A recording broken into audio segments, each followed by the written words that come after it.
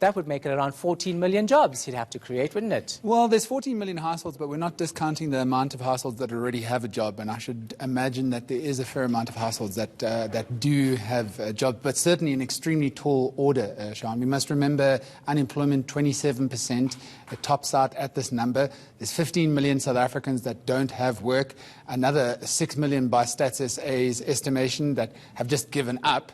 I mean, it does ring back down to the chorus that a lot of analysts have been offering towards opposition politics as of late, especially in this election, that it's easy to make promises that you just know for a fact that you're not going to keep. But I've got a bite from Mmusi Maimane when he was on a walk around in Jericho. Jericho, of course, being a township in Madibeng in the Northwest Province, where he was adamant that that was going to be the cornerstone of any DA government should they be voted in come May the 8th. I came to meet these South Africans to say to them, enough is enough. We've had 25 years of empty promises. What I really want is change that will make sure we deliver services, that in their lifetime, one day they will have water, and ultimately we want to put a job in every home. So this is our commitment. We've come to this community to say, no longer can South Africans stand up and say they were forgotten. This ANC government has long forgotten about citizens.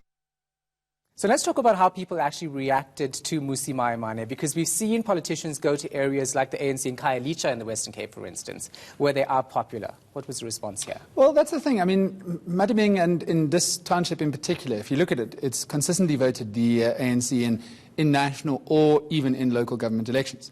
In terms of service delivery, well, there's a lot left to be desired there. I mean, water, it's a basic right.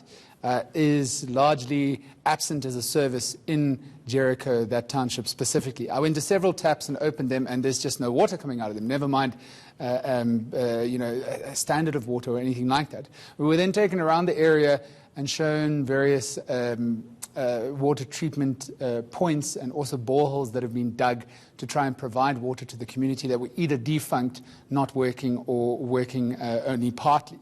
And I asked the gentleman that was taking us around, whether or not he's decided who's going to vote for on May the 8th. And he was adamant that, he's heard promises after promises after promises, and he is going to give the DA a chance this time. It remains to be seen whether or not any of the promises that the DA has made, like any other political party, is actually going to come to fruition after the May 8th election. So the question is then, Nick, you come with a big promise like a job for every household. Do people actually buy it? Is that what you see on the ground? Well, engaging with voters, they, like I mentioned, this community in particular, have been fed promises upon promises upon promises.